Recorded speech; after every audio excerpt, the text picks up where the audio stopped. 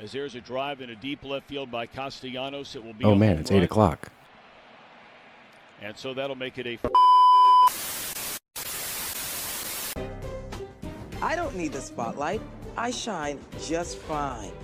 Hi, I'm Karma, and yes, I am a bitch. BravBros.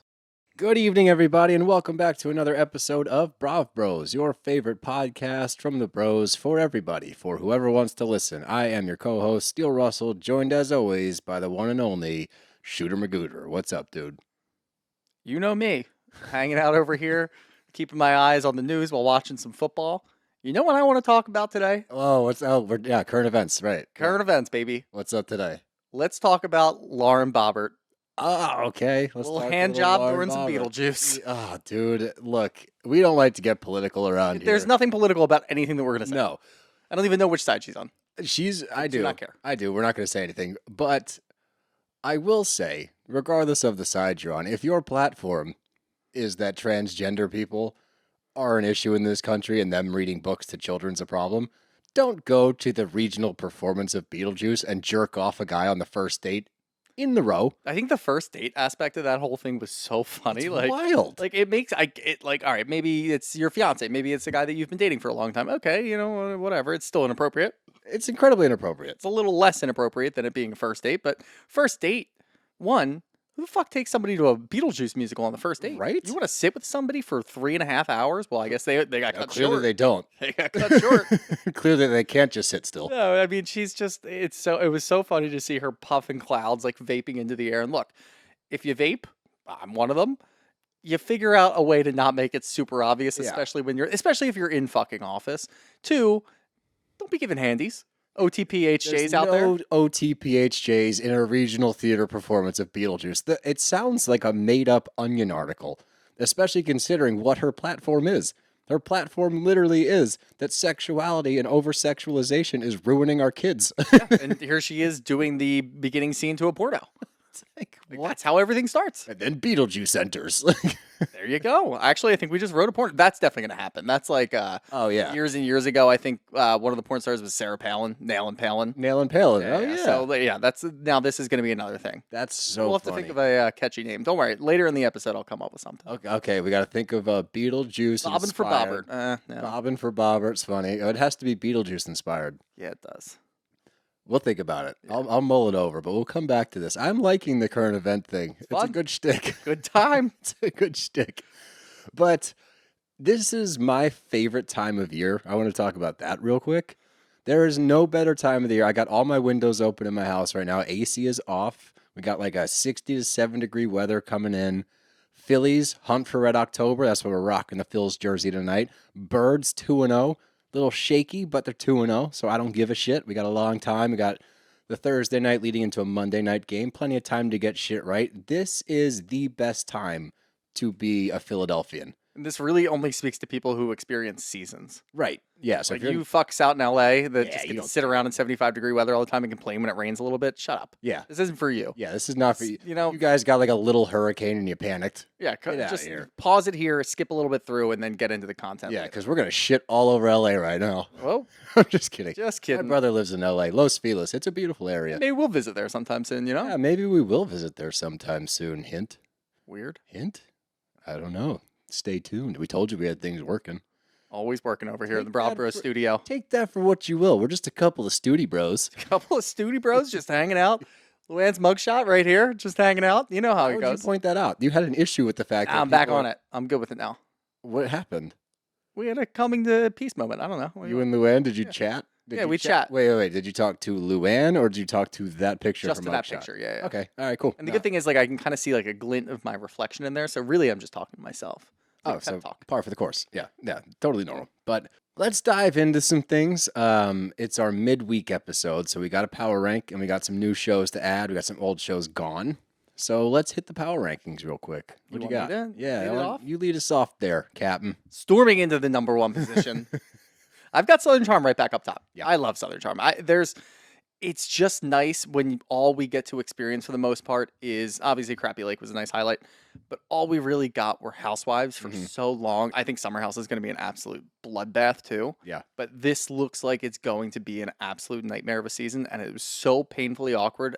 And I don't really like any of the guys on here either. No. So it's funny. Well, And we'll get deeper into it, of course, but that's kind of the appeal for me there. okay. I've got RHONY right after that. Yeah.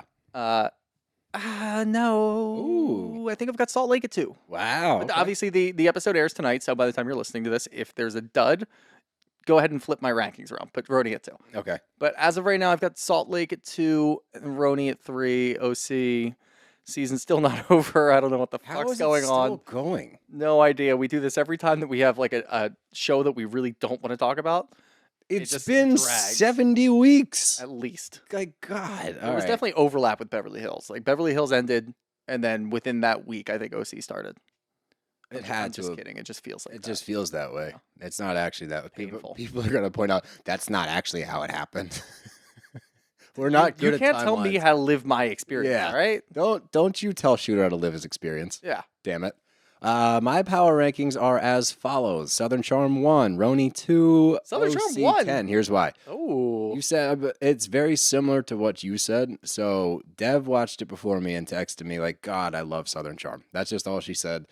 And I think a big part of it, honestly, is like the familiarity of it, like Right. seeing these people back on the screen. And I think like there's comfort there where I'm like, oh, thank God, a show that is not housewife centric. Look, I love housewife shows, but like you just said, I needed a break. And like Yep. even with Crappy Lake, it's still housewife centric. This is completely different. The awkward level of this first episode was incredible TV. Especially with OC. OC is just like, I'm done with it. Yeah. You know, the other ones you're way more interested in. But then you throw in people like Shep and Austen and Craig, and then they're going to have like 2 or 3 more new guys who just pop in there who Oh, I'm probably yeah. going to fucking despise. I don't think I'm gonna like them. I don't think I'm going to like any of them. But it just gives a whole different dynamic. And I feel like that's kind of why, at least when I first started watching Bravo, something like Summer House, Southern Charm, those things kind of spoke to me a little bit more. And it took me a little longer to get into the housewife shows. Yeah, I understand that, but I think that from the scenes from the season, I like that they do that after the first episode, like what to watch for. This is gonna be a good season. I really think it is. There's enough drama throughout the group that's like real. We got Austen apparently hooking up with Taylor, which is gonna cause all kinds of shit because that's so incestually weird. Like there's a lot of good shit to latch onto, and at the same time, it's nice to see familiar faces come back. Like because this is now our second time This around. this is your second full season of Right, Southern Charm. but I'm so- talking from a podcasting standpoint. We're now double dipping, and I think that for me at least, there's a comfortability there, and it makes me feel nice. Yeah, it's And nice. I like that. It's but good. It's good now. But before we dive You into, didn't even go past Southern Charm. What's your second, third, and fourth? oh, I did that. I said Southern Charm, RHONY, and OC is 12th. Okay, and Salt Lake's 3. Oh, my bad. Yeah, Salt Lake. Okay, Salt I Lake's think that's what I was 3, listening for. but it's really close to RHONY. Yeah. And I'm gonna piggyback on you. If Salt Lake duds tomorrow, it'll be still 3. I don't know what I'm talking about. Yeah. Okay. Yeah. Yeah. Yeah. Power rankings. Bam, bam, bam. I can't wait for Miami to come back so I can hit that buzzer again. So close. But before we dive into Southern Charm, there's only one thing in the news today, and it's been in the news frequently the last couple of days. Shannon Beador of Reca got a DUI over the past few days. I'm not sure exactly what day it was, but she has since, I believe, is checking into rehab. I saw that this evening. Now, I want to discuss this. Obviously, I'm going to talk about this because I'm the resident recovering alcoholic, and this stuff really is part of my life. So I want to discuss it. Now, first things first, did you see the aftermath, like the pictures of? Yeah. Oh, yeah. Did you see the video? Yeah.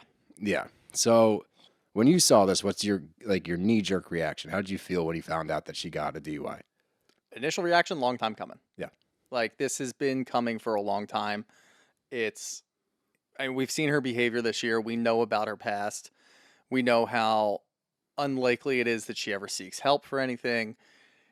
You know, you kind of hope that it's one of those things that it's the straw that breaks the camel's back, and it's just so much public attention that she's forced and it gives her the responsibility to go get the help that she needs, which is something that we've been kind of rooting for the whole time. And we know that, again, you watch OC, they're not all friends. They're not all that close. I don't know if Shannon really has anybody close enough to her that she would trust if they were to tell her plain, straightforward, you need to go get help. Clearly, John's not fucking doing shit. Right. So it's hopefully one of those things that will push her to go get the help because she's embarrassed and she wants to try to fix it and do whatever she's going to do. She's not going to get the help from the cast. But I mean, that being said, it's still, I know that, you know, we throw the terms of like, give grace where grace is due. I don't believe that in this situation. That's what I wanted to talk I really to you about don't. Just because, look, we wouldn't be throwing around give grace or try to give her some space to kind of work her way through this if she crashed into a car and killed a family. Right. Which is very likely. I mean, she crashed into a fucking storefront. It was a house. It was a house. She could have killed people. And if she did, nobody's going to be sitting there and say, well, we got to give her some grace and give her some space to work this out. We know that she needs help. No, I mean, she could have just as likely done that. So I'm not going to pivot on that and be like, well, yes, obviously, thank God nobody was hurt, including her and the dog that was in the car. Nobody got hurt. It's, I don't want to say a victimless crime, but it's something that we can all kind of get behind to try to push Shannon to do better things with her life and try to fix things. But I'm not going to give her any grace on this just because she could have done much worse. And this is exactly why I wanted to get your opinion on it. I had a feeling that would be it. And that's not an incorrect take. And for those of you that follow us on social media, you might have seen my reaction video and why it's a little bit different than Shooter's, and also why I'm not going to jump down Shooter's throat for having that opinion. Because of what I've been through, because of going through rehab and a severe alcohol problem and getting sober and all of those things, I will give her grace and I will give her some compassion here. And I think that something that got lost to some of the commenters, and I did my best to comment back to everybody, and I wasn't trying to be antagonistic. I was trying to meet you halfway. I completely understand where you're coming from if you say, why would we give her grace? She could have killed somebody. Like, she deserves no compassion. That's a selfish act. Absolutely. Nobody's arguing that. I wasn't arguing that. I'm not saying grace is a pass. Compassion is not a pass. It's not saying this is okay that she did this because she's an alcoholic. That's never the case. When I say give her grace and compassion, what a lot of people don't understand about substance abuse, and I myself did not. I used to think that calling yourself an alcoholic and calling this a disease was a cop-out. It took me a long time to work through things to figure out, like, no, you know what? This is a disease. It literally took almost all 4 weeks in rehab to come to that conclusion. Now, what people don't understand, and I don't place blame here either, because nobody's taught this shit unless you go through it. The only time you're going to learn about this stuff is if you have somebody very close to you go through it or you yourself go through it. But the only way I can describe it to people that hopefully will resonate a little bit, at least to see my side of this, where I am saying give her some space and grace and compassion, is when you're in the throes of substance abuse, whether it's alcohol, drugs, whatever, you're not making decisions. You don't make clear decisions. Your prefrontal cortex, that's your decision maker. Your limbic system is the central part of your brain. That's the sex, drugs, and rock and roll part of your brain. Alcoholics and addicts, what that central part of your brain does is overrides your prefrontal cortex. Again, not an excuse. It is inexcusable what she did. I'm not giving her a pass. However, we do not make rational decisions. We make decisions based on emotion, based on substances. Where can I get my next fix? How do I get my next fix? If you get emotional, you just react. Nothing that you do is your actual decision. I didn't make decisions for myself, again, until I was clean and sober. And that's when I realized, oh shit, a lot of the stuff I was doing was really fucked up. I need to get better for myself and the people around me. So when I say give her grace, if she actually is a true alcoholic, which I do believe she is, and I would never say that like this openly because it's not my place to say, but in this instance, I really do. And until she gets a clear head, you can't, it's hard for me to vilify her completely for this. It's unacceptable. Had she killed a family, this would be an even more difficult conversation to have on this side of things. And I think the most important thing is, again, I'm not saying it's okay. I'm saying that this is a person that desperately needs help. And think about the fact that she has a family, she has a dog, she has a life. And in order to get back to that, she needs to get right. And I don't think it's conducive to anybody that's trying to get themselves better to nail them to the cross for making the worst mistake of their life. And yeah, it could have gone a lot worse, and thank God it didn't. Yeah. But that's kind of my explanation for the people that are like, what do you mean? How could you give her any compassion? Like, she could have killed somebody? Absolutely. And that's fucking horrible. And if you lost somebody to drunk driving, you don't owe her shit. I'm not here to tell you that you do. You don't. You are allowed to feel however you feel about this. That's just how it goes. But on my side of things, having gone through it, not the drunk driving and crashing part, but having gone through a lot of similar issues, I can't sit here and say that she's a horrible person. I think she made a horrible decision, and I hope that she can use this as a rock bottom moment to bounce back, get better, be a better person for both herself and her children. Yeah, and I think that it kind of gets lost a bit when there's two clear-cut sides, and there really isn't. Right. There's Yeah. your side, and then it gets a little muddy towards the middle, and then there's the other side. I'm not saying overall that she's a terrible person, she's a piece of shit, go fuck yourself or anything like that. What I'm saying is, in this instance, this is what we're talking about specifically. Right. We see her on screen and she's drunk all the time. Nobody's sitting there saying, well, we're not going to give her any grace because she's drunk all the time. A lot of people are applauding it because it's good television. Like, that's a tough fucking world to live in, and we have no idea what it's like. Yeah, exactly. And I'm sure you've got fucking the Tres Amigas are trying to go on tour, and they're doing this they're boasting it like, we're going to go get drunk in every city and we're going to have a lot of fun with everybody. And then this happens and it's like, you better fucking back off that shit, Tamara. I better not hear anything about Tres Amigas for a little while. Seriously. Just shut the whole thing down and let Shannon figure it out.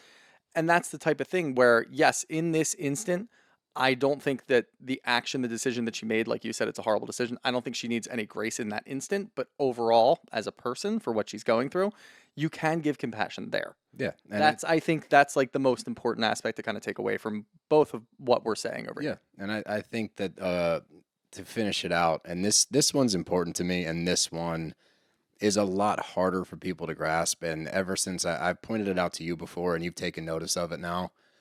But in the comments, when people say things like, she's always been a drunk, shit like that, like, that's not totally cool. And I'm not here to, like, be super woke and say, like, oh, you're killing me with this stuff. But when you use the word drunk or alcoholic or addict in a derogatory sense, it makes it much more difficult for people that are suffering from this shit to come forward because it over stigmatizes it. Yep. This is a lot of people struggling, all right? A lot of the best people I know have had issues with drugs and alcohol. It's very common. I guarantee you, anybody listening to this right now, you know somebody going through it or that has gone through it. Be careful throwing around those terms or throwing around, she needs to go to rehab. Like, if you act in disgust, it furthers the stigma, and it's really fucking hard out here for people like me when you hear shit like that to bite your tongue, because it kind of sucks. It sucks to read that stuff. I know people are coming from a place of, like, trying to defend a potential person that could have been hit by her car or her crazy behavior this season because she's been so drunk for a lot of it. I get it. But it's not totally cool. I would just kind of think about it next time. That's all. That's all I'm going to say. But let's move on to some happier stuff. Let's get into Southern Charm.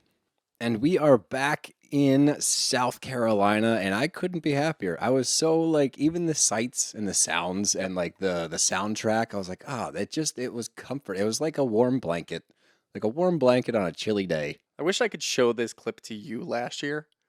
Getting you to like Southern Charm is such a fucking struggle. It was hard. It was so hard. Here's the thing, and this is going to make you happy. So watching this episode, I have a whole new outlook on Southern Charm. Yeah. And here was my problem last year. I'm expecting too much out of these people.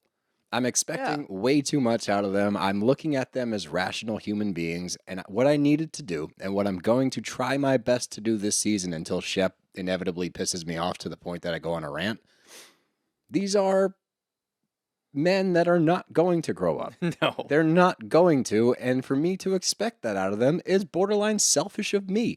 It is, honestly. I'm the problem. I should have gone with that approach last year.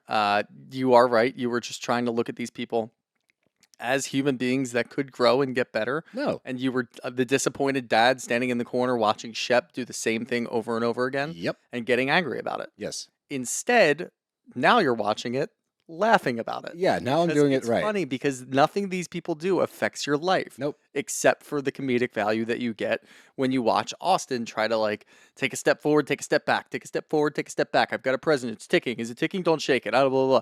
It was fucking funny. It was really funny. And here's the thing, and you were right about this as well. I'm giving you a lot of kudos this evening. I like Southern Charm Austen and Southern Charm Craig a lot. I do not like them on other shows. They annoy me. I think they're not nice on other shows. Southern Charm, Austen, and Craig, I fuck with them. Yeah. Like 100%. And I think, again, look, it was my first season last year. I was a rookie. I didn't know.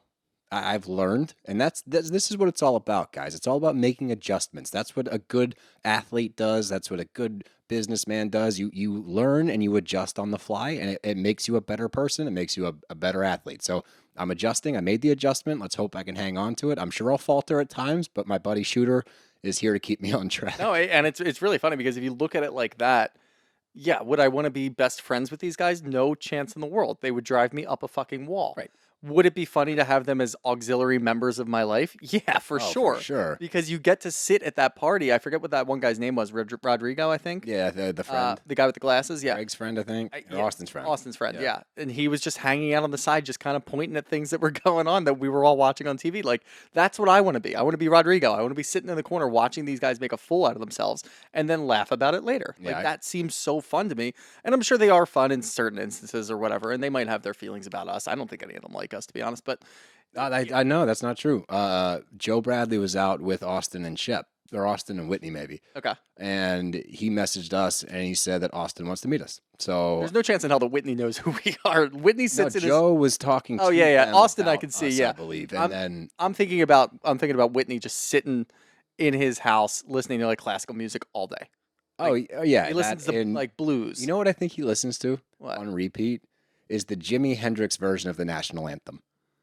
That's just stuck in from that scene last year when he was playing the national anthem. I think While he he's listens making to Patricia that. drinks, yeah. While he's making Patricia drinks and cleaning up dog pee. We started another season with him picking up a doggy piss mat. I wonder if that's just the trends that they're just going for at this I point. really hope it is, and he's a producer on this show, so I hope that was his move. Yeah. That would be really funny. Okay, we get the dog peeing, and new season. Here we I go. like Whitney now. If that's a bit, I'm into it. I like the bit. But let's jump right in. We get the intro scene is just a bunch of clips of the drama that I think we're going to see play out this season, and that's Taylor and Austen apparently hooked up, and we see some of the fallout. We see some of the reactions. We don't dive into it yet, but they set the scene nicely so that you know what to look for this season once again. But the first thing I want to talk about, we're with Craig and Paige again, and the house is coming together. The house looks really nice. They've done a lot of work compared to the shithole it was when it started, and I think that was the goal. I don't think that he intended on it being a shithole. I think he bought a fixer-upper, and it is currently being upped. It's being upped, and it looks good. The ante is being upped. The ante is being upped, but they're going outside to have their coffee because it's so loud on the inside, and he's going over the pool. Like, oh my God, this pool's so cool. The hot tub, are you going to get in the hot tub with me? Paige now has a problem with hot tubs. Yep. I've seen her dry hump 2 different dudes in a hot tub. Yeah. That wasn't a problem. Craig was one of them. I know. Winterhouse. Craig, Andrea, who else? I think there's one more. Carl? Carl, maybe. I don't remember. Was it Carl? I think you just threw Carl in there. No, why am I saying Carl's Carl? going through Sorry, enough. We don't Carl. need to. No, that is incorrect. That is not correct. Retract. But no, that was the first thing that I thought of too when she started just going off about hot tubs for whatever reason. And all she was really trying to do when she starts talking about the black and white colors and everything, that just looks like the Hamptons house that they were at last year. Oh, yeah. They had black and white furniture everywhere and she loved it. So that's what she wants. She wants the Hamptons vibe, but you're in fucking Charleston. One thing that everybody knows about Charleston. Blues, pinks, Colors, whites, greens. pastels. Yeah, we love pastels. Everybody does. Just go down there and that's what you're going to do. It's also Craig's fucking house. You don't live there. Till you actually commit to living there, you get a say. She gets a lot of say. Here's the thing. You get a lot of says. This scene bugged me a lot from her end. Craig is so excited about the prospect of this relationship. Yeah. Why do you think he's busting his ass to fix that house up the way it is? Honestly. Paige. That's the only That's it. reason. That's the only Paige has fucking caused reason. him directly to grow up. Now, obviously, we do see certain instances where Craig goes back to his former self, and we're going to see that here and there, and that's fine. You can't really get away from it entirely, especially around that group. But when we see him with Paige, all he talks about is the future. all he talks about is building his life up. That's the first thing that we get. That's the first glimpse we get this season, is him talking about how his house being fixed up is raising his spirits and pushing him forward into the future. And he's thinking about kids on the pool over there, and Paige is talking about sunbathing. And it's like, at some point, you guys just aren't on the same page, and it probably sucks. Good pun, not unintended, completely unintended. I would be better at that. But it does suck. I mean, I'm sure that they care about each other, and you can see genuinely that they enjoy spending time together. But when it comes down to the important issues about your relationship, you do not see eye to eye. And that, at the end of the day, is going to be really hard to walk away from. I hope they figure it out. I hope Paige figures it out. I don't even think Craig, that's the weird part. It's not a Craig problem. That's the weird part, is I want it so badly because I met Paige. I knew Paige through Summer House way sooner than Craig. I liked Paige. Obviously, she went into like her Mean Girl era and all that other bullshit.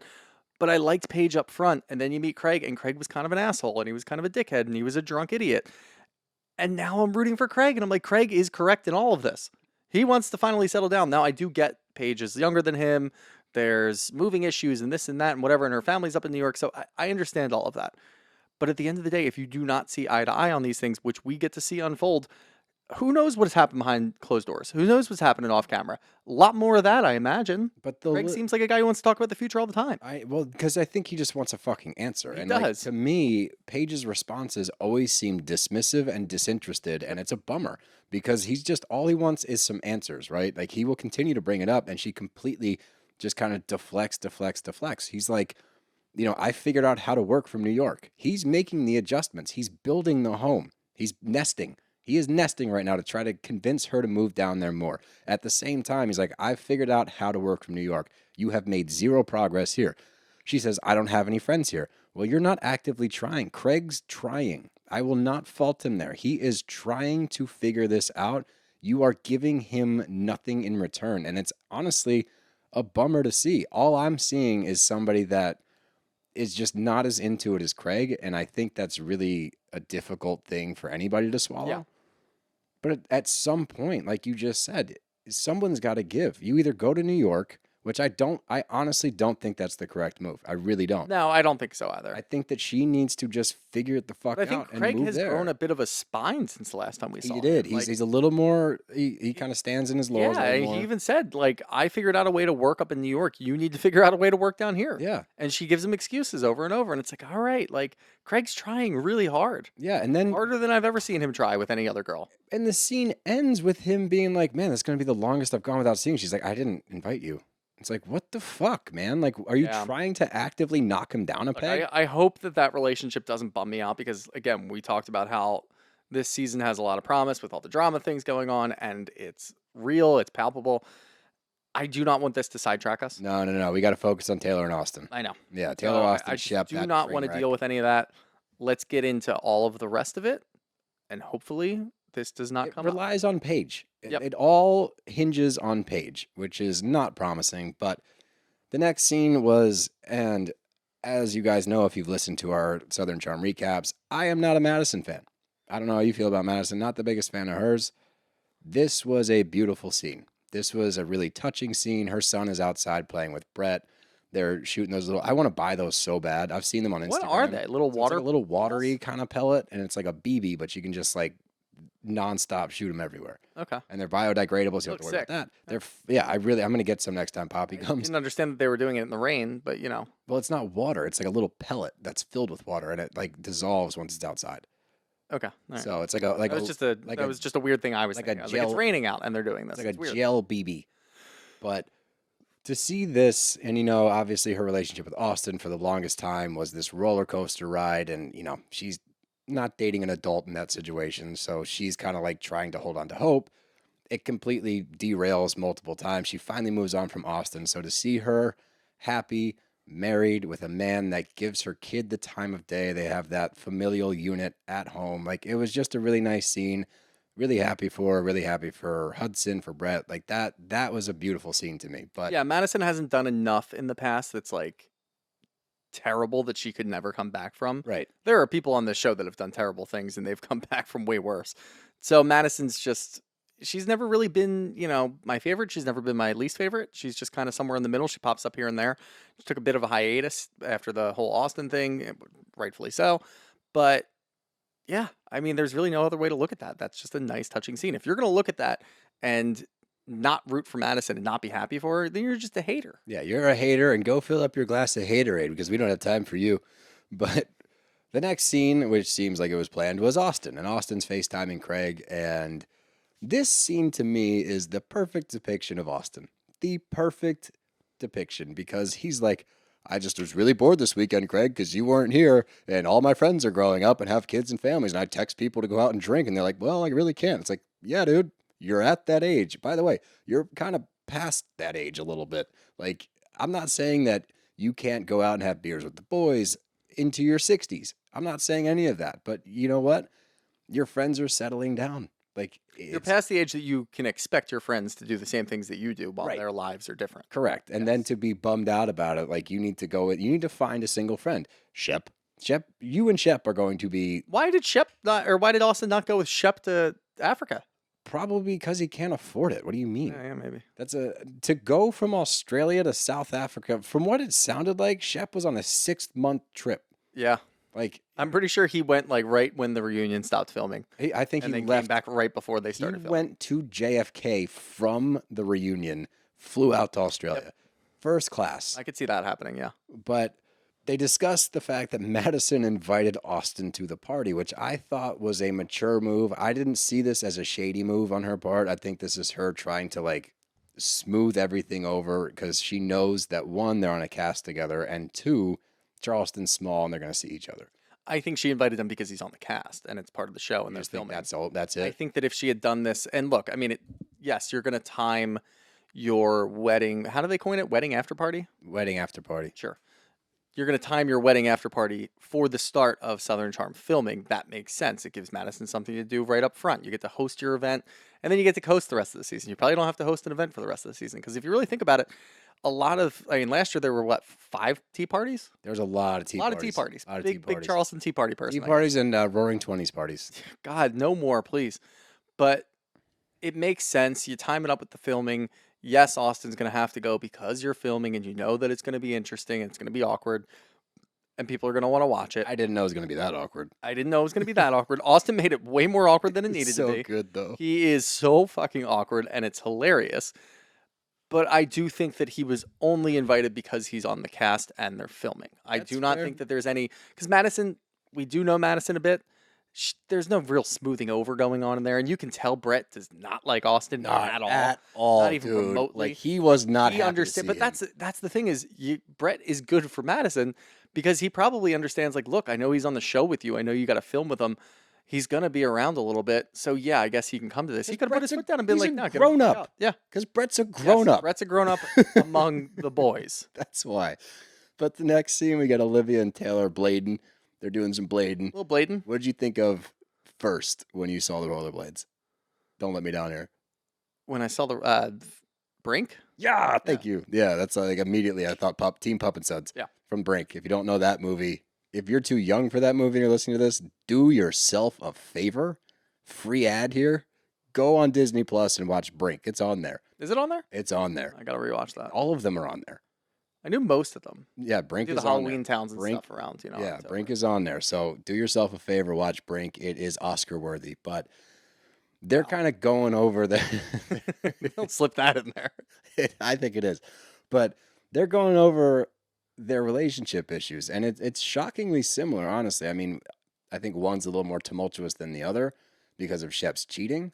Well, it also was much longer. There's all They yeah, it's lived a lot longer. together. That's a good point. Yeah, but they've kind of bonded over this. The fact that they were both scorned by two man baby, whatever you want to call Man-children. it. Man, thank you so much. Two man child, but to the point where Taylor says they're like sisters at this point, and it's important to note the phrasing here because of what we saw in the first 2 minutes of this episode. This is going to get real ugly real quick. Yep. And it's really setting it up. And look, I get it. You know, the whole sisterhood of, well, Traveling pants. we're both, yes, the traveling pants, the traveling cheating boyfriends. There you go. You're both on the same show. You're going to be hanging out a lot. They both even said that they haven't really made many friends. They both, as soon as they moved in, I think Olivia started dating Austen. Like she moved in with her parents. It was pretty And quick. within like a couple of months, she was dating Austen. She was on the show. There was a whole thing. Taylor is only on the show because of Shep. Yeah. And now they're both on the show, so why not team up and make a little bit of an alliance and enjoy each other's company? Because we know how the other women in this group work. Yeah. They are a little vindictive. They do kind of talk behind your back. So if you can have some sort of camaraderie and start up a new friendship for this show, it could help. Now, obviously, that comes all crashing down at some point in time. We can allude to it, but we can't talk about it because it didn't happen yet. It hasn't happened, and we stay canon. We follow the timeline always. But Shep gets home from his 6 month. I'm assuming it's 6 months because I haven't heard otherwise. Yeah, his 6 month sabbatical. And the darkness retreat. The darkness retreat. He pulled an Aaron Rodgers. I have to ask. I don't know if you noticed this. Do you think that Shep or the show is sponsored by Buick? No, because everybody else drives different cars. There's a Range Rover. I think that Shep has a deal with Buick, and here's why. When he was pulling in, the way that the Buick logo on the steering wheel was central, this is the stuff I think about, was central to the screen. And then when he pulls in the driveway, it was like the car was immaculate. And he pulls into the driveway and it gets like the Buick front like pulling in. I think he's sponsored by Buick. I would assume he has car dealership money. Maybe that's where he gets his money. No, he's got Family owns a couple of car dealerships. They don't have that kind of, like they have. do. No. They do. No, I know they do. Oh. I'm saying car dealership money doesn't compare to Shep money. I don't. No, I'm saying car dealership dealerships. money. Oh, Absolutely, they have crazy money. I know. Oh, yeah. Like ridiculous. That's money. about as far as I would. I can't see Bravo doing that because I mean I don't know. They did the same thing for the Range Rover pulling in. I think they just like nice looking cars. I don't know. I'm gonna go that he's sponsored. By At the end of the day, it is a Bravo show, so they do like to show off nicer things. That's why it's a. I don't think that a Buick is really, up there. They're sturdy vehicles. It's definitely sturdy It's a nice vehicle. sturdy vehicle. Yeah. That's what my grandfather would say. But regardless of that, he's going over, that it was a rough breakup, so he had to travel the world after because he had to get. I love that. I wish that was an option for us. Like if you go through a tough breakup, it's like, you know what? I'm going to Australia. Then I'm going to go to South I wouldn't go to Africa. Australia probably, but I go to South Africa. I would go to both. I mean, I've been to Australia. Been to Australia. I would go to South Africa, obviously, but it's funny that that's his move. Most people, like Dev, when she was talking about it, she goes, I would have eaten like 6 pints of ice cream, not go to fucking Australia, but yeah, it must be nice. But he also was the guy that would like weekend down in the Bahamas on a private jet. So Yeah, us buying 6 pints of ice cream is the same thing as him going on a 6 month trip to Australia and South Africa. That's depressing. I know. But Now I want ice cream. I don't think we have any. So you just stop at Wawa. It's open again on the way home. It's open again? It's open again. All right, cool. Yeah, it's nice too. Nice. It's schwanky Sidebar. in there. Schwanky in there. But he FaceTimes with his grandmother, and this is what blows my mind. And we see more of it later when him and Austen are talking in the shop. But he says, Taylor got a new dog. I'm hoping that Craig and her dog can meet one day. Craig being Shep's dog, obviously. But hoping that they can meet together one day. Like, so it'd be cordial. It's like, bro, what do you think is going to happen when you see Taylor? They all think this way. It's ridiculous. It's insane. And Craig even Craig's said the it, only one. but Craig even tried to do it before. No. Craig acts like Shep and Austen pushed him on Naomi. We saw him with Naomi last year. Yes, he didn't want to do it, but I still truly believe he was only not doing it because he was on camera and he was with Paige. If Paige wasn't there, or whatever, if Paige was in New York and they were not on camera, I think he would be very nice to Naomi. I think he would have been nicer, but I still think, because he alluded to it at the beginning of the season, it's weird. It is weird. You're not supposed to be tight with an ex. Yeah, but how many times do these guys allude to things in the beginning of the season, but they're guilty of the same shit? I mean, all I'm the not time. saying you're wrong. I do think that when it comes, if you break it down, Craig has a much clearer approach to how you're supposed to do these things. Because even Do you think he handled himself that well at the end of the episode? no, I didn't hate it actually, but we'll get there. But we get a quick check-in with Vanita, and I'm hoping that she has a better season too. She was not my fave last year, but I got high hopes for her. I think she had growing pains last year. I think that she was coming into a cast that is very tight-knit, trying to make a name for herself. I think that it got a little out of hand at times. Well, I think Catherine not being in there It's going to help her a lot. Yeah, I because think she got had a lumped in lot with of Catherine. deep down issues with Catherine, rightfully so. But with her not being there, because I think Catherine was really the crux of her not getting invited to the one party. Yeah. And then she had an issue, and this is kind of where Madison pops up a little bit, where Madison throws the party for the both of them, but it's actually an engagement party for Madison. Madison, right. Did that last year. So Vanita was just she just fell victim to the other women kind of being assholes to her. Right. So like I said, growing. And I hope that, look, it all comes down to airtime. Make sure Vanita's there enough. Otherwise, if she has the same season that she had last year, there's no real reason for her to be on this show. But I don't think that she will. We get to see Manny, her musician boyfriend, who looks like a delightful fella. I'm just going to say that man smiled the entire FaceTime. He was just so happy to see her, and I think that's really cute. I think it is too. Good for you. It's just, I want her to have a good It's year. the little things that really get you through, you know? It is for me. The little stuff is the stuff that I highlight. You're definitely doing better, but I'm better, right? I'm better. I will fall off the rails at some point, but so far so good. But we go shopping with the boys, and when they walk in, it's called like Shaw's, I believe was the name of the place. They had it's fucking like Joe Montana and a Doug Flutie jersey up on the wall, and I could not figure out what the two are like. What they have in common, and it was driving me insane. Maybe they've been there. Sure, Let's that's go with about that. as good as I can go with. Maybe they've Let's been just there. go with that so I can get it off my mind. Doug Flutie and Joe Montana. Let's see. Doug Flutie has a cereal. Did Joe Montana have a cereal? Maybe they're both cereal guys. Wheaties? Were they Flutie both Flakes. Wheaties guys? No, Flutie Flakes was a thing. Okay. Joe Montana was definitely on Wheaties. I don't know what college Joe Montana went to though. My father-in-law's nickname is Wheatie because he was so jacked when he was younger that they said he should be on a Wheaties box, and that stuck. Everyone knows him as Wheatie. Fantastic. But you have to earn the right to call him Wheatie. Never knew the reason behind that nickname, but I'm not a guy that asks about. Yeah, that's why, because he was so shredded growing up that he looked like he should be on a Wheaties box. That's sick. Yeah, he's the best. But the first thing I noticed when they walk into Shaw's, Timothy Shaw, the owner of the shop, looks like an old Western saloon owner. Like walked in like, well, what can I get you fellas? Welcome to Shaw's here. Let me go ahead and fit you right up for a nice suit now, and then you guys can go have a nice ale in the back. Like that's all I could think about. Pretty good. Did you watch a lot of Deadwood? No, a lot of Red Dead Redemption. There you go. But this is when you get Austen and Shep talking to each other. It's a meeting of the morons because they're both trying to figure out how to navigate their new relationships with Taylor and Olivia as though it's going to go well. That's They're actually both, a very funny way to put that. yeah, New relationships. new relationships with their ex-girlfriends. With their ex-girlfriends. Yeah. They're both like, well, maybe if you do this and that. And Craig walks in and he's like, guys, no, it's not going to fly. Like, what's the matter with you? Austen, you were so in and out on this poor girl that even after the reunion, you guys tried again. And after a week, 1 week, 7 days, you said, my feelings have changed. Shep, you had sex with every girl in the United States of America that you could while you were with Taylor. In what universe are these chicks going to be like, all right, we can be friends. Let's go to the dog bar and bring the dogs and they can pal around for a while while we go over our happy memories. Shep's literally, his first intro to her is talking about a trip to France. It's like, she doesn't want to reminisce with you, buddy. Yeah. Like, guys, what are we doing? It is really funny. And this is, I think, where I can still see a little bit of it in you. You're still a little it's coming out a disappointed. little bit. Yeah, you're a little disappointed in them.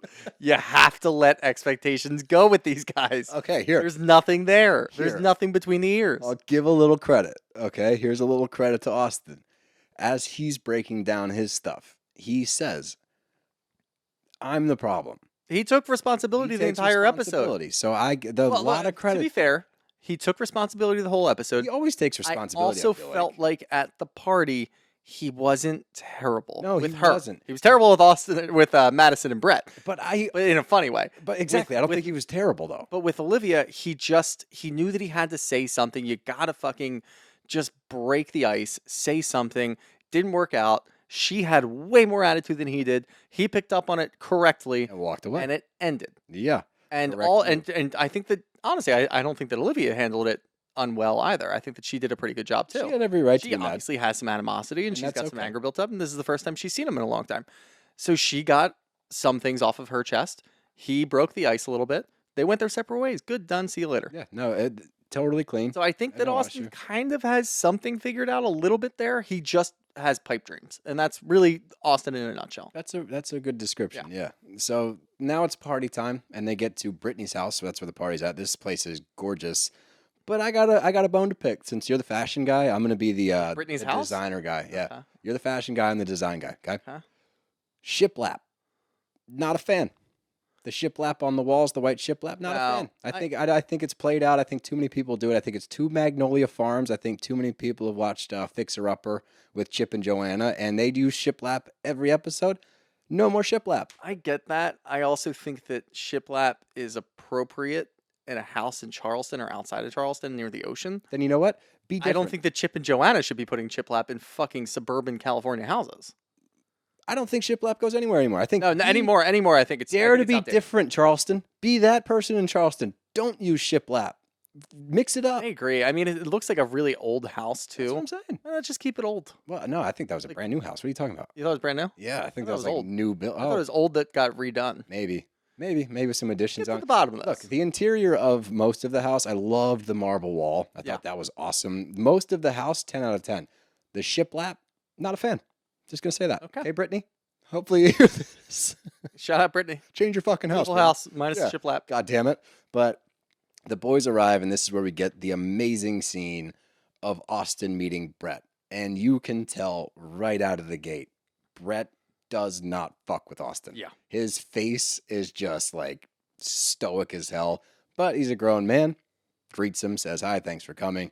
And Austen proceeds to make it horribly awkward, and he hands them a present, and he's like, well, if it don't shake it, and if it's ticking, haha, it's a bomb. Like, watching him do the fucking Texas two-step, just walk in, walk back out, walk in, walk back out. And it's so funny because I don't know what he was doing. Shep was over there talking to the two of them. Shep is your barrier. Shep where is you your go in, bodyguard. yeah. That's when you go in and you make a quick joke, hand her the gift, congratulate them, make maybe another joke that's a little uncomfortable because you know that's going to happen regardless. Just get it out of the way and then walk away. Shep is there to safeguard you from all of those things because then Shep will make a dumb joke on top of it, making fun of you. you can slip out. And it breaks the ice and you're good. Yep. Instead, you wait for the fucking one-on-one or one-on-two. For the one-on-one, you ask about their honeymoon, in which you respond with, you've always wanted to go to Singapore. Dude, don't reference conversations that you two had when you were dating to her new husband. Yeah. That is a terrible look. And then he says, I'm going to do that. I'm going to go. I literally just wrote Jesus, If I ever get there. What the fuck? We'll see. And then Madison made a joke at him, and he just went through. And then you get Craig to walk in there and say, I don't even know if it was Craig or Shep. It doesn't really matter. It's just somebody else was there to kind of diffuse the situation a little bit, and then you walk away. It was so funny. It was but just so at the funny same and so time, awkward. dude, I was sweating. I was like, I was laughing, but I felt awkward. Yeah. I was like, oh, this is tough. But Olivia and Taylor get there, and you can tell, like, as soon as they step out of the car, like, these two are not thrilled to be here. These two are going to get hammered. Like, that's the look of, like, pregame when you're walking onto the field and you're just, like, locked in. They're like, oh, we're about to get blackout. Yeah. And they go into the house, and immediately it's awkward. Like, everybody's awkward. Shep's awkward. Austen's awkward. We're waiting for the interactions to actually happen. But before we get to the interactions, we get a toast. And, of course, after the toast, Austen just simply can't help himself. He didn't start it? No, I know he didn't. Oh, I know, yeah. But after the toast Could've ends, stopped. he goes, I would like to say a few words. I was like, no, dude, come on. Like, haha. No, he didn't start that. He did the toast. Someone else did the toast. Craig then said, how about a few words from Austen? Oh, he did? I didn't hear that. Yeah. part. And then Austen, instead of just laughing it off, decided to lean into it and say a few words, which is like, You know what move I like and respect? Madison going, no, let's hear it. Yeah. I like that move. Oh, yeah. It's like, I want to make you squirm, bitch. Yes. Like, I thought that was great. But as Shep and Olivia are talking, they're at the bar, and Shep's trying to, he's trying to check the pulse, right? He's trying to see, what am I walking into when I actually do see Taylor for the first time? Olivia does say she seems like she's in a better place. That being said, does not mean it's a good time for you guys to chit-chat. Yeah. She's in a better place because she has Shep not only seen- heard she's in a better place. That's it. Yeah. And of course, she walks up to the bar right behind him, and I think that was intentional on her part. I think she saw him talking to Olivia, and she's like, I'm going to go over there now. Eavesdrop. Yeah. And I did think his face was funny because he looks at Olivia, goes, I'm making a face. If you're not watching the YouTube, he goes, okay, like, Yeah. here we go. And he turns around, and this is their first interaction. And it was not good. It was not good at all. I thought it went better than Austen and Olivia, only because Olivia was like, fuck this, I'm out. Taylor seemed to give him the time of day for a little bit, but then I guess it started to turn. It didn't that's the thing is when it was just the two of them talking, yes, it was awkward. Yes, Shep started talking about a adventure, a trip that they went on before and starts is a bringing dumb up move. other things, which Austen just did about 15 minutes ago. So Sure did. there you go, boys. But I thought that their actual interaction wasn't terrible, all things considered. It just started to spiral.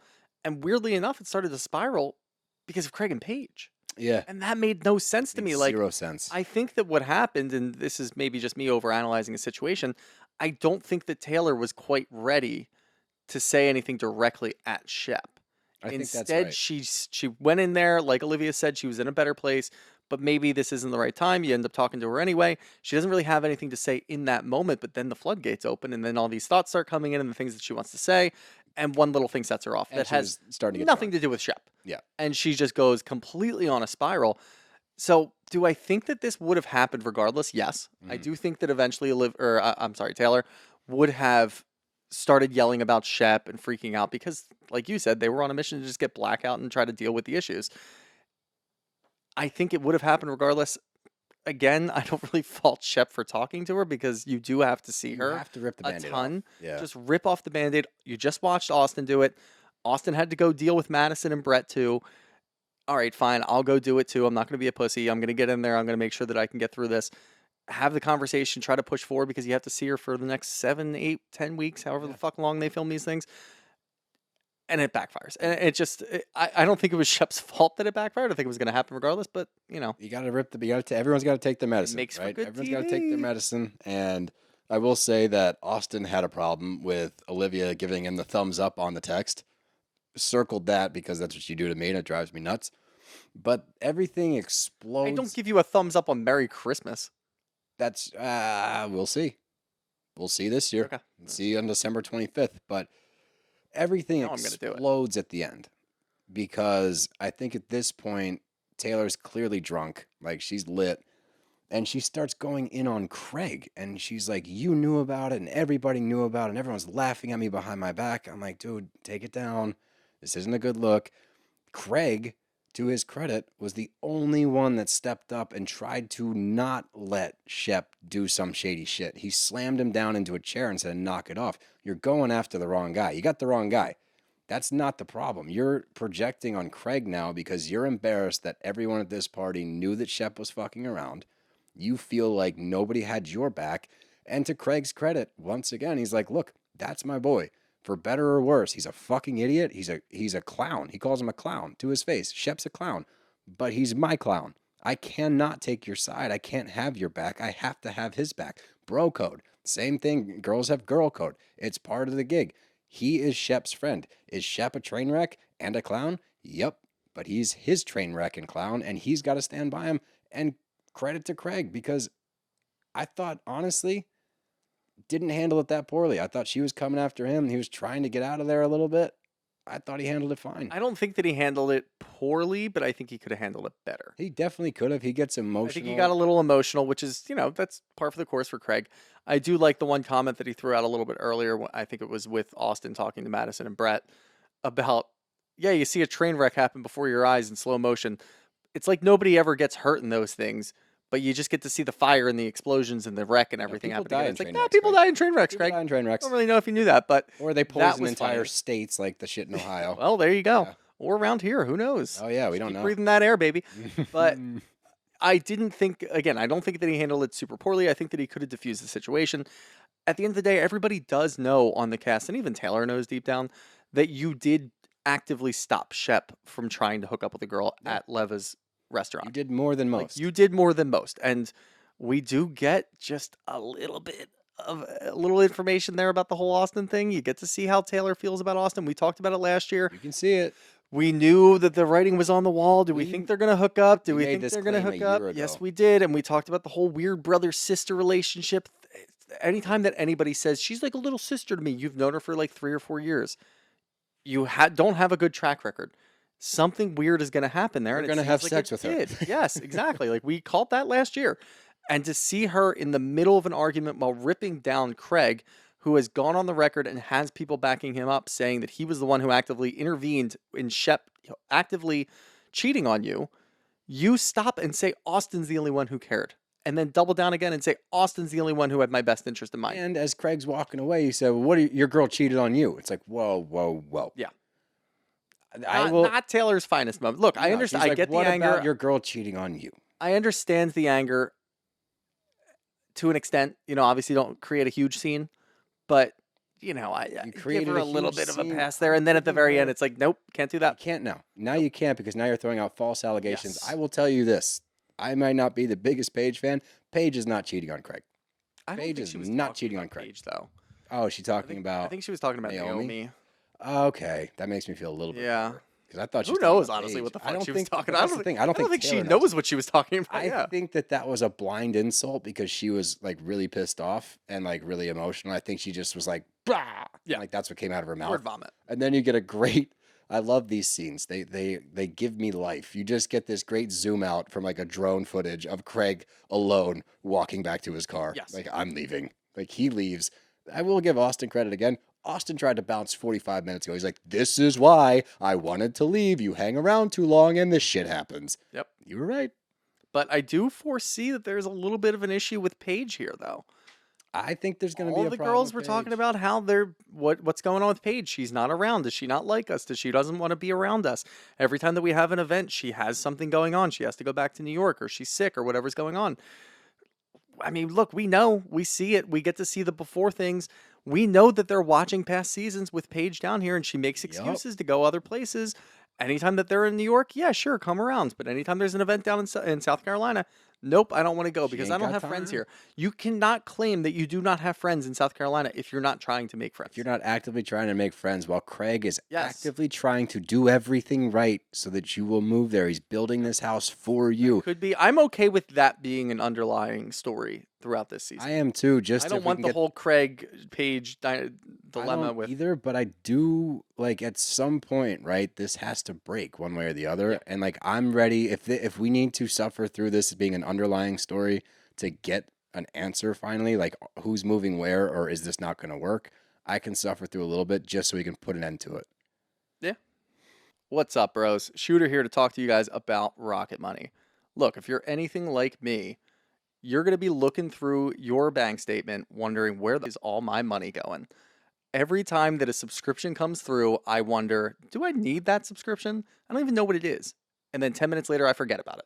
And there's really nothing that you can do about it. Honestly, we just give our money away to these subscriptions, give it to a higher power. Who the hell knows what's going to happen?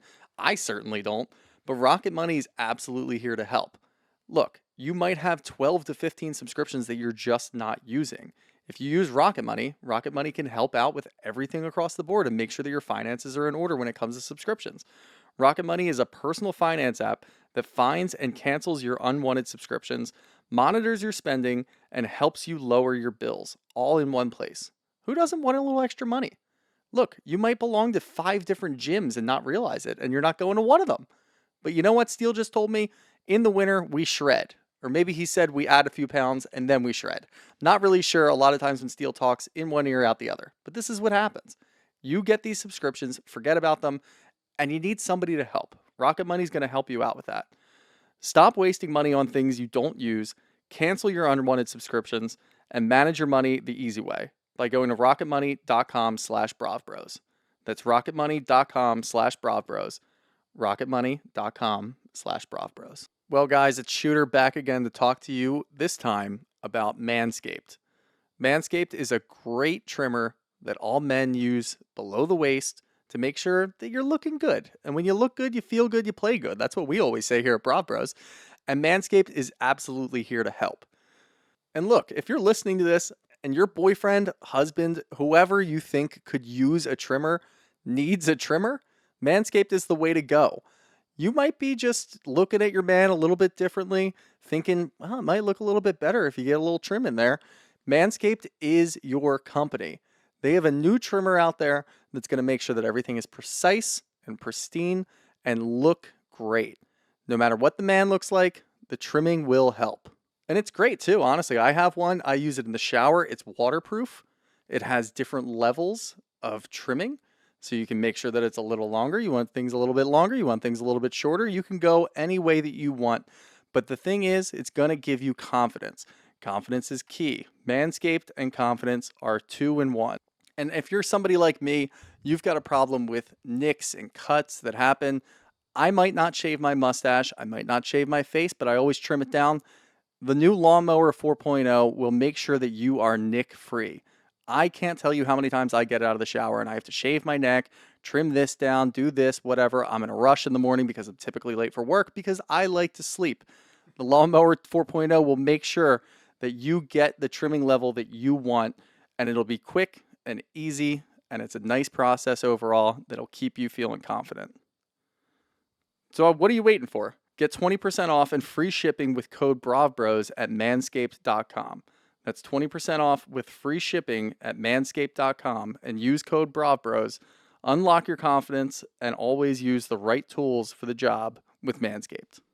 But now we're back with RHONY, and we are in ANGWILLA. And somebody messaged us that grew up. Anguilla. No, it's not. They grew up in the Caribbean. They know it is ANGWILLA. That's what they said. That's what I'm calling it from now on. ANGWILLA. And we start out with Brynn and Sai in the kitchen, and it's starting to wear thin on me a little bit, Sai. And, you know, she walks into the kitchen, and she just has to emphasize, like, I had to do my job this morning. It's like, we get it, man. Like, you work a lot. You're an influencer. I didn't really like, have an issue with this at all. I did. I just think that she hammers it home to people a lot. And, like, I'm not discrediting that what she's done and built, but, like, we get it. But the first thing that I really want to talk about, Erin and Brynn are chit-chatting. And Erin brings up something that you and I have discussed about Jessel's backstory. Like, we haven't gotten the full story yet, and Erin thinks that Jessel is fronting about her past. She doesn't think that it's all that tumultuous. She thinks that she heard Sai's story and Brynn's story, and she has kind of latched onto that and tried to paint a more difficult upbringing than she actually had. Yeah, and I mean, we talked about this for 2-3 weeks in a row, honestly. I think our outlook is the same, and we can kind of call that out. There's a lot of things that you can read into while she's telling that story. It doesn't flow that well. Nope. It's not really prepared. It seems like she was Grasping for straws. grasping for really anything sad in her family tree that she could get. It was just not good. There's a lot of question marks. And I understand too that Erin's the one that's pointing this out because Erin also does not have a troubled past. Right. And she owned it. And she didn't do anything about it. She didn't try to front or do this or that or whatever.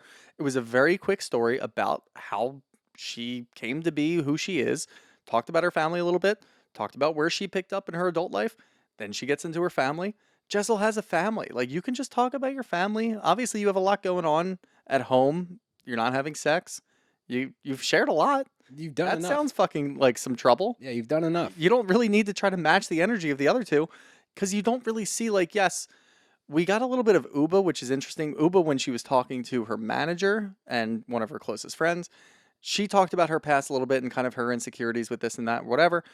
Ubah really hasn't talked about that to the group. No. It's not a sticking point. It's not a real issue. I think just the way that Jessel carries herself and the way that she talks to people, she's kind of always doing that. She's kind of making it seem like she's had it harder than she did. And even to the point where she starts talking about money in her bank account. It's just like, we kind of see through it quickly, and I don't really understand how nobody else was seeing that. Well, but the thing for me is this, and when you break down the talking points, right? Like what the differences are. When Brett and Sai say they had nothing, like they didn't have places to live. Yeah. Like they literally had nothing. So when Jessel says that she has nothing, that means you're throwing your hat into this ring with them. You are the one that have made it seem, right? We're all speculating here, but you've made it seem that it is similar or comparable to what they have gone through. Now, when we get the details and the facts about it, your parents sent you to King's College. I looked it up today, and tuition in 2023 is $40,000 a year, which is not like an outrageous amount of money for a college. Right. And I'm assuming it was probably closer to 30 or less back in the day. That's fine. But they sent you to college. You do not have student loans. After that, you wanted to go to New York to be in fashion, so you moved to New York when you wanted to. In New York, you had a place to live with your uncle. Now, had you painted this picture of, my parents didn't want me to move to New York, I wanted to do it, so when I went there, they cut me off. I was fortunate enough to have a place to stay for a couple of years while I got my feet under me. It was really tough because I had no money. I had to work my ass off to get to where I am today. That's a different story. That is also an inspiring story. Like, yeah, It doesn't mean that you have to come from absolutely It nothing. doesn't. It doesn't even have to be inspirational. That's the whole thing. Like, Right. I guess you that's a can- good point. And maybe all I would say is, you can tell the way that she's doing it. You can paint it into which it is. It's a success story. Right. You were able to. Yes, your parents didn't want you to move to New York. They didn't want to send you to New York. They didn't want you to go to school in the States. Whatever the fuck might have happened. Just say, you know what? I really had a dream to go live in New York and do what I'm doing currently. And I was able to achieve that. Yeah. It doesn't have to be a long-winded story. You don't have to talk about hardships that you overcame, because everybody's going to downplay your hardships because they're Right. not hardships. When you say them out loud, they are not hardships. Unless you have some real ones, then Sure. now's the time. And it Now's the doesn't- time to and share. look, good for you if you don't have hardships. That's fucking awesome. Yeah. Most people, like, all you're doing is just describing a little bit above average of a story. You were able to move to a different country and find success, and you got married and you have kids. That's cool. Yeah. That's cool too. It's a great story. It doesn't have to be sad. Like, just because Brynn and Sai have this sad story. And look, I do have an issue, at least with Brynn. She doesn't really stick to it and get mad that Jessel's doing this. She just doesn't quite understand it. Sai takes offense to it. She does. And Yeah. look, But I we mean, know I we know understand Sai's taking it story. I personally. don't really understand her taking offense to it. I can see somebody saying, "All right, it's a little weird that she's doing I that." feel like it downplays their story by her trying to act like hers was But her similar. story sucked. It's not like it affected their stories at I all. agree. We still, yeah. even the two of us who sit here and we overanalyze things and we get Yeah, mad we about do. very stupid shit. I We're not never even get sitting mad here about saying, stupid shit. yeah, we're not sitting here talking about how Sai's story is now downplayed, and we're not thinking about it as much because Sai did something else. Like, no, two things are separate. She had a really hard upbringing. She was able to see herself through it. Who she is today is great. There are personality issues that we want to point out, but Yep. we don't go back to the story. We don't have any issues with that. So you can just leave it at that and just say, look, I found success over in America and I finally chased my dream and I had a really good time. And now I am where I am today and I'm just trying to navigate through it, but I'm really lucky to be where I am. That's cool. People will look at you and be like, that's fucking awesome, Jessel. Yeah. I'm happy. But when they're sitting around, it's Brynn, Jessel, and Ubah talking, and Jessel brings it up. Like, they just keep trying to dig into it. They keep trying to dig into it. And Ubah takes her side. She's like, yeah, your story is your story. You like, who are they to question it? It's like, when it's presented to the group multiple times in this light, you have to answer the question. If you let it lie, if you had just said in the beginning, like, what your background was, they would have dropped it. But because it was presented the way it was, everybody wants answers. We, the audience, want answers. And by the way, if it comes out that you had this really difficult upbringing, we'll eat our words. But for the time being, your parents sent you to college, you moved to New York City, you didn't have any money, so you lived with your uncle, and you found success. Yeah, I think the main issue for the entire story is that she didn't talk about herself at all. No, exactly. The only like anecdote that she had about herself was that her parents didn't want her to go to New York and they had to pay for her college tuition. But the defense, the defense. You didn't talk about anything after that. You didn't talk about, if you just talk about your dreams or something, that's fine. And I get it. Like, if she had said, you know, I really wanted to do this, and she talked about herself a little bit more, and then you get Erin and Sai sitting there talking about it again and overanalyzing it and bringing it back up, Now they're the problem. then you can be angry. Absolutely. Then you can say, get the fuck off my back. Right. Why do you care so much? I told you what my story was. What? I'm sorry that my story wasn't as fucking powerful as Brynn and Sai's. What do you want from me? This is my story, and this is what happened. I don't know what else you want from me. Then us, the viewer, we're going to be like, okay, that makes sense. Yep. But I think because you and I have talked about this, we, weeks and weeks ago, we're like, we're not getting anything from Jessel. I wonder if it's a really bad story. Finally hear the story, and we're like, you didn't even talk about yourself. Exactly. At And all. that's what's weird to me, though, is like Ubah goes, yeah, but your parents, like, that's part of your story. It's like, yeah, no shit, your family's part of your story. But we have only heard about her parents and her uncle. Yeah. That's it. We haven't, like, you need to personalize it at some point. I don't want to talk about it anymore, though. No, I'm with you. But while they were discussing that, we were also on the boat, can't leave the boat out. And a really important scene to note, because it's going to come back up later. The sea turtle, Yeah, the sea turtle. the motif. Is it it's a motif? Yeah. For what? Hard shells, soft interior. Okay, cool. I'll buy it. But we get a clip of Ubah throwing Erin into the water. Erin takes it well. She's laughing about it, but now the prank war is on. You know, if somebody starts it, you got to finish it. Ha ha ha. But the theme for me on the boat trip overall is that Brynn is trying to slide in on Jenna.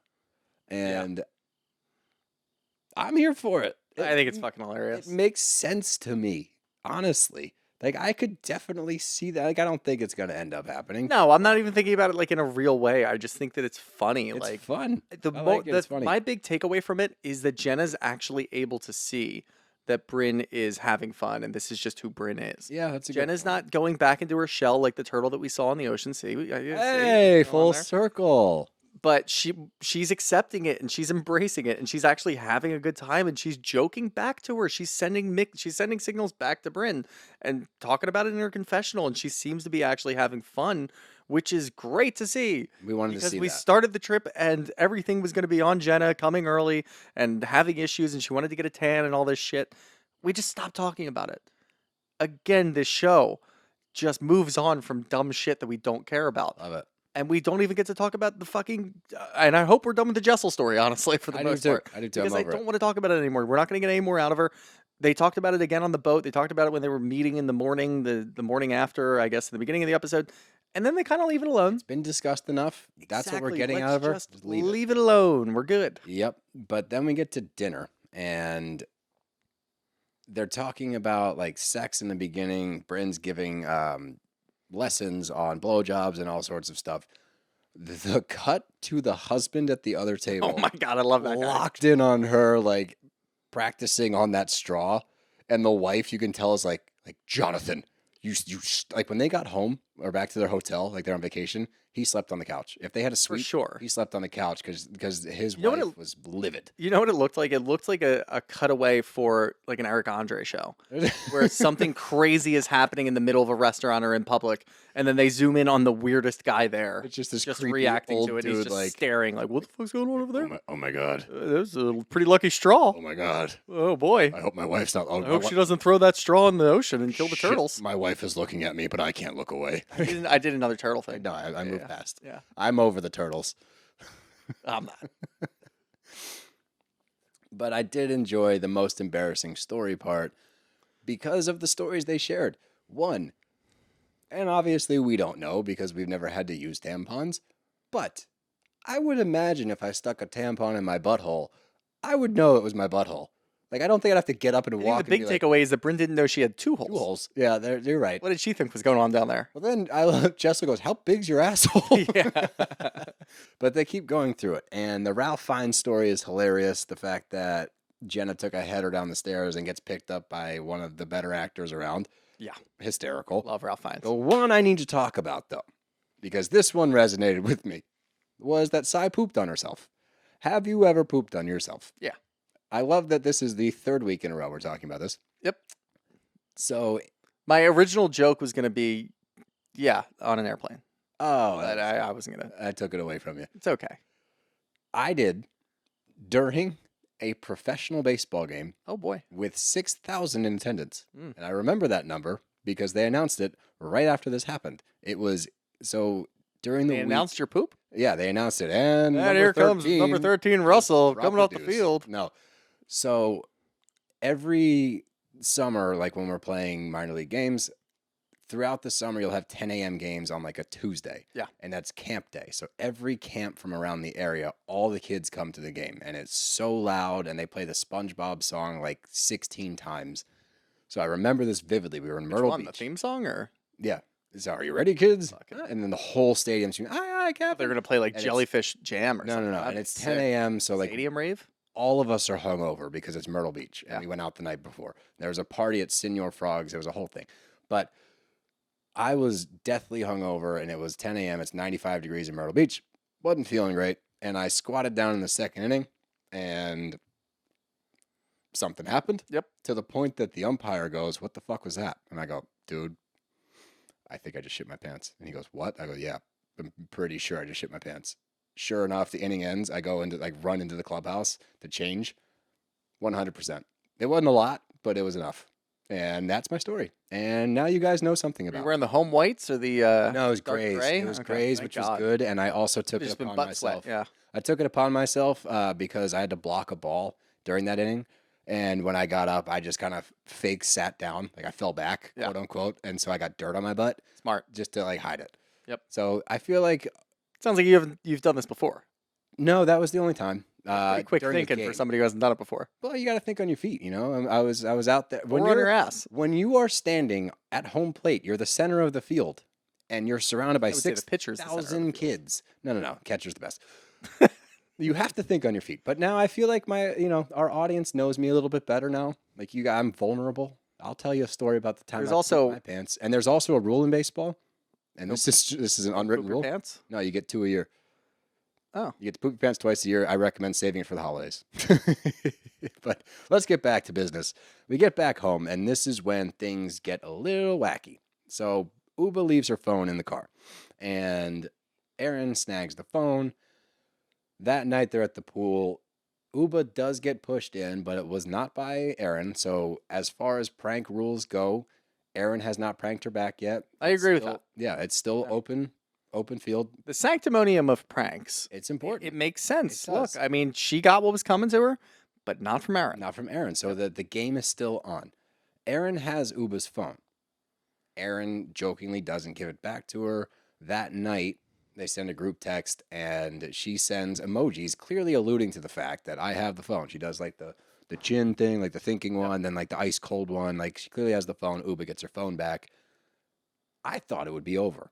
That's not that big of a deal to It's me. not a good prank. It's not a good it's a prank. pretty dumb It's a prank. Stupid prank. But it's also not the Not end because of it's the mean, world. just because It's just stupid. dumb. Like, it's not funny. It's just dumb. So the next morning, Ubah is livid at this whole thing. And she's not happy with it at all. Erin doesn't really understand. But we see it boil over, and Ubah confronts Erin. And she's like, you took my fucking phone. You took my fucking phone. Like, snags her sunglasses off of Erin's head. Erin's like, get away from me. And she's like, try me and this and that. It turns into a pretty big deal. Now, I think that we can sum it up to this. The whole thing's fucking dumb. The whole thing is very dumb. It was so dumb. It's a And fucking to find out that phone. she only had the phone for 45 minutes, Yeah, like, it's dumb. I don't really get it. And I tried to think about it in so many different ways to be like, all right, well, maybe she was waiting for news, or she was waiting on a text, or she was waiting on a call, or she really needed to call somebody else, or whatever might have happened. And then I kept coming back to the fact that if her phone was ringing, if one of her family members was calling her, Like repeatedly. Erin would have been like, Yeah. okay, Ubah, I found your phone here. Something's going Somebody's on. calling you. Something's Yeah. going on. Like nothing happened. It's a no harm, no foul type of situation. Again, cannot emphasize this enough. It's probably the dumbest prank I've ever seen in my entire life. Yeah. I hope that this. And I did see comments about people just like trying, like, I can't wait to see like if you guys try to defend Erin, and it's like I'm not. I think it's a really fucking stupid I prank. think it was a dumb I prank. just think the whole thing is really dumb. It was just dumb. I don't think that we're not going to sit here and dissect this. Maybe we don't have the anymore. full story. Maybe there's more to Maybe it. there is and more we'll get to it, more and to then it. we'll talk about it more. But Yeah. from what I saw, it was a stupid prank. They got in each other's face, and that's it. Dumb prank. Dumb prank. That's it. That's all I'm going to say on it. Yeah. Here's the takeaway: if you're gonna prank your friends, be smarter about it. Yeah. Be more creative. Do better pranks. Have some fun. Yeah. Be funny with it. Throw her phone in the pool. But that takes us to the question portion of the show. Up first. Oh, wow. This is an interesting spin on this from Lem Vibes. Marry, boink, kill, second base. Shep, Craig, Austen, Whitney. What's second base? Is that Feel Up? OTPHJ and a Beetlejuice. OTPHJ and the Beetlejuice. Mm. Full circle. Okay. So fuck, marry, kill. Now, Second boink, marry, kill, you dirtbag. Hey now.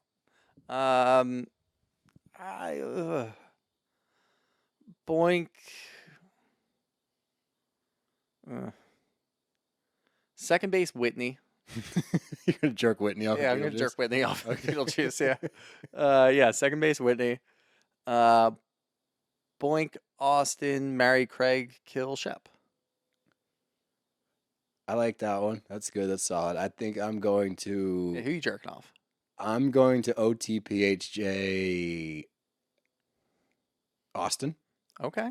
I'm going to marry Craig. I'm going to kill Shep. And I guess I'm banging Whitney then. Yeah, see? Uh, Doesn't seem right. yeah. It's wrong. Whitney's definitely Nah. into it. by the way. Whitney is definitely more of the Beetlejuice jerk off. He absolutely is. Yeah, That's okay. the vibe that he All right, portrays. I've been so trying to put my you're thumb right. on what Whitney is. That's what it. he is. So I'm gonna change mine. OTPHJ at Beetlejuice for Whitney. Kill Shep, marry Craig, fuck Austen. Boink Austen. Yep. You're right. Up next. From Yates7865, is Shep over the breakup with Taylor? No. but Yes and no. I don't think he's over having a partner. I think that he's over Taylor. I think he's over an dating relationship with Taylor. I think he still wants Taylor in his life. Yeah. Yeah. I don't know. It's really hard to put yourself in Shep's mind. It's a weird place. Ooh, I like this one. From Ilaria726. Now that we know Olivia is a Cowboys fan, does that change how you feel about her? Yeah. Absolutely. Yep. Piece of shit. Yep. She just went to the bottom Fucking of the list. loser. Brutal. What a dumb team to pick. Just they're playing garbage teams right now. She's and even scoring from points. fucking Dallas. Her parents lived in South just moved to Carolina. They just moved to Houston. Houston. You should be a Texans fan if anything. They're even worse. Be like a Panthers fan or something. Yeah, Like, I don't. Boo. Boo. Oh boy. From Edorinda Headlights. Okay, that sounds good. Okay, fine.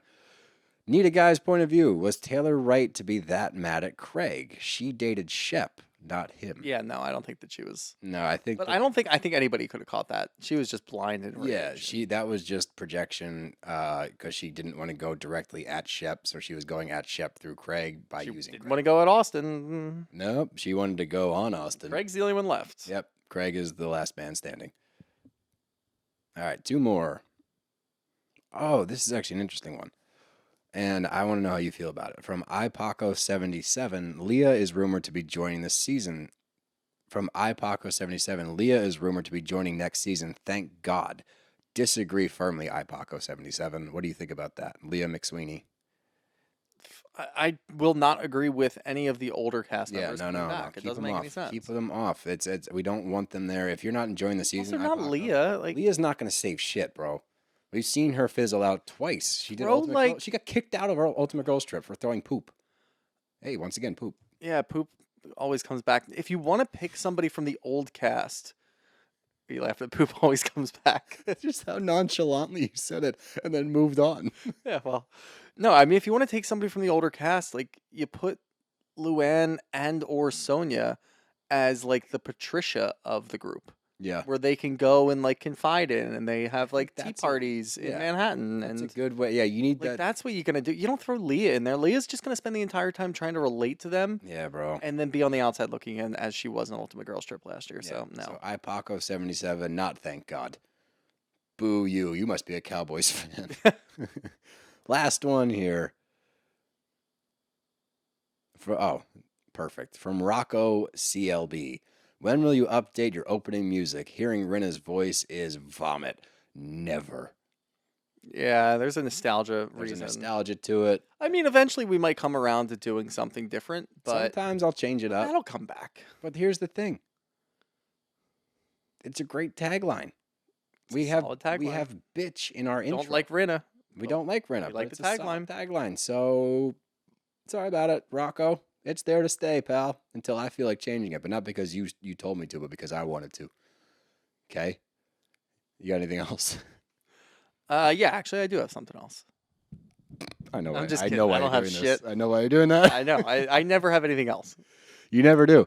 But that's why I love you. But you ask, and that's nice. I will always ask. Yeah. Because I'm a nice guy. But remember to follow us on all of our socials at Brav_Bros. Subscribe to our YouTube channel at BravBros Podcast. And keep an eye out. We have an announcement coming very soon. We're not allowed to say it yet. Until we get the okay to say it, we can't say it, although I really want to say it. Just keep looking. Stay tuned. Anything else? Again? Yeah. No. Brav Bros are out of here. Go Birds! See you Go Phils! Friday. Yeah.